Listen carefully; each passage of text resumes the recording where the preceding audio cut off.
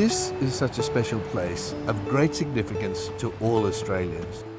This was the land of the Gadigal people, and up there on the rock face you can still see their carvings and their middens.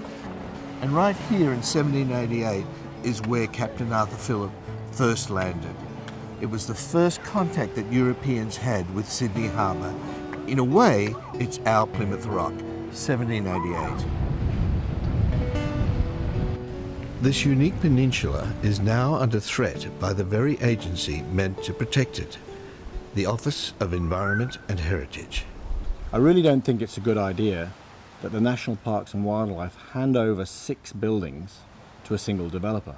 What it means is this place will become a party precinct.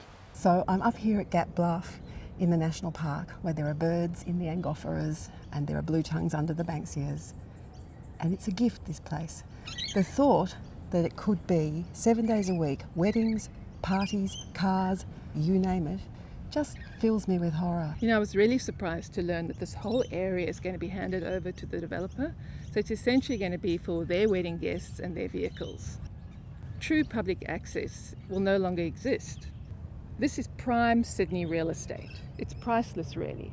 I mean, I could think of a lot of better ways to use this public space and still raise revenue. Nearly everyone in the community comes through the store, and the overwhelming response from the people of Watsons Bay and Camp Cove is negative. I've lived in Watsons Bay now for over 40 years, and understandably I'm very passionate about this little area. I live in an historic house which has no off-street parking, but I'm zen about people coming in the summer to the beach, the day trippers. But the idea of turning this area into a wedding factory is just out of the question. Another thing about doing this up here at Gap Bluff is that noise is going to be a huge issue. This beautiful landform acts like an amphitheatre, so there will be music and wedding speeches booming out across the whole area.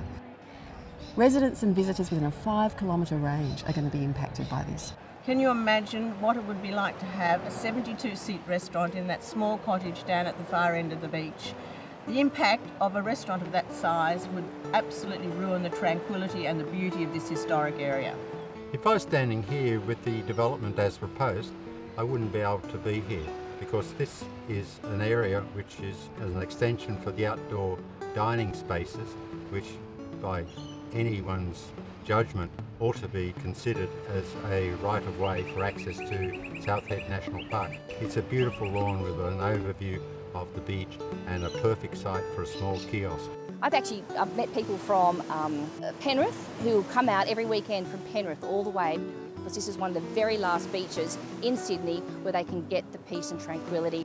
We love the beauty of Camp Cove. We love coming down here for a picnic, and we feel that a development here would really ruin the ambience. We don't want the commercialisation of Camp Cove Beach at all. I live just around the corner from Greenpoint College.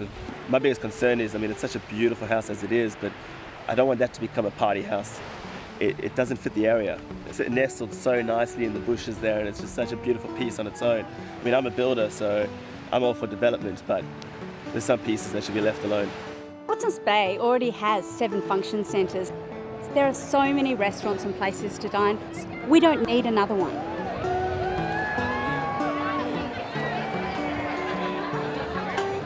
In the summer, 4,000 people come into Watsons Bay every weekend.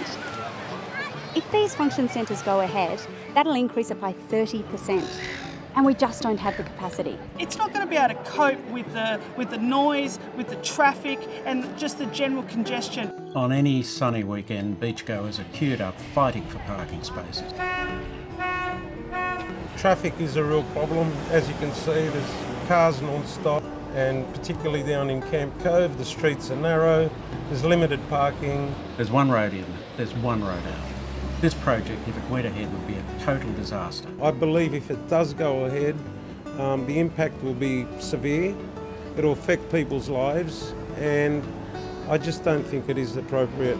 This is such a fragile little peninsula with its historic buildings and its fringe of National Park. It's too much, no more development. The young kids love it, the cool kids love it. There's a lot of retired people who spend their days here. It's just a very special place and people love it the way it is. Enough's enough. We've reached saturation point. Let's stop this development now. And it would make me derelict in my duty if I didn't say we have to stop this. We can't let it happen. There's one man that's going to make this decision, Minister Speakman. Tell him you don't support it. Write to him today.